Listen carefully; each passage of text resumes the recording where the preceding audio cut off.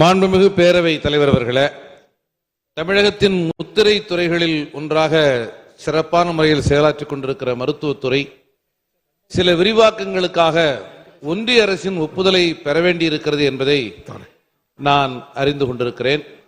காட்டுமன்னார் கோவில் சட்டமன்ற தொகுதி திருமுட்டம் பகுதியில் பாளையங்கோட்டை அரசு ஆரம்ப சுகாதார நிலையம் சிறப்பான முறையில் செயல்பட்டு வருகிறது.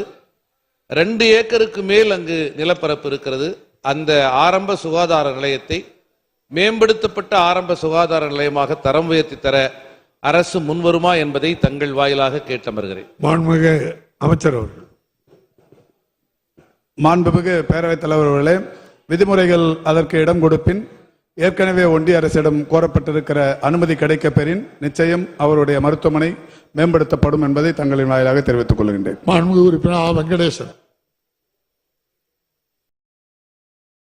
மாண்புமிகு பேரவைத் தலைவர் அவர்களே, கச்சகட்டி மற்றும் அம்பலத்தடி ஆகிய கிராமங்களில் ஆரம்ப சுகாதார நிலையம் கட்டி திறக்கும் தருவையில் உள்ளது. அதை மாண்புமிகு அமைச்சர் அவர்கள் மக்கள் பயன்பாட்டுக்கு எப்போது அளிப்பார் என்று பாலமேடு பகுதியில் ஒரு 108 ஆம்புலன்ஸ் வெகு நாளாக கேட்டிருந்தேன்.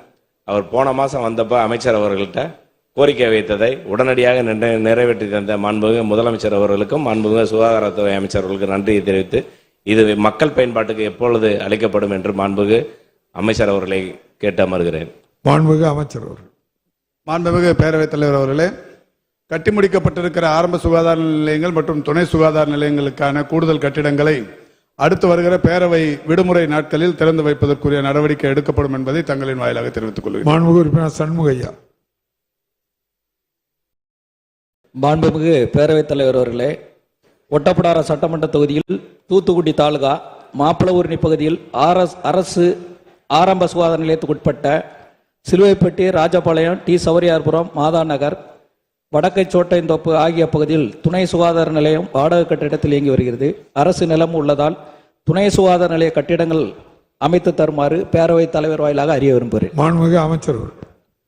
மாண்புமிகு பேரவைத் தலைவர் அவர்களே, தமிழ்நாட்டில் இருக்கிற 8713 துணை சுகாதார நிலையங்கள் 2286 ஆரம்ப சுகாதார நிலையங்களில் ஏறத்தாழ 3000த்திற்கும் மேற்பட்ட மருத்துவமனைகள் வாடகை கட்டிடங்களும் பயன்படுத்துவதற்கு முடியாத நிலையிலுமாக பாழடைந்த கட்டிடங்களும் இருக்கிறது. அதை ஒவ்வொன்றாக மாண்புமிகு தமிழ்நாட்டின் முதலமைச்சர்களுடைய நிதி ஆதாரத்திற்கேற்ப தொடர்ந்து கட்டி வருகிறோம். இதுவரை 1300க்கும் மேற்பட்ட புதிய கட்டிடங்கள் கட்டப்பட்டிருக்கிறது. மாண்புமிகு மண்டல உறுப்பினரோட கோரிக்கை ஏற்று ஒட்டப்பிடாரம் தொகுதியில் எந்த கட்டிடங்கள்லாம் வாடகை கட்டிடங்கள் இயங்கி வருகிறது என்று சொல்லுகிறாரோ அதையெல்லாம் எதிர்வரும் நாட்களில் அதாவது விகிதாச்சார அடிப்படையில் அவைகள் எல்லாம் கட்டித்தருப்பதற்குரிய நடவடிக்கைகள் எடுக்கப்படும் என்பதை தங்களின் வாயிலாக தெரிவித்துக் கொள்கிறேன்.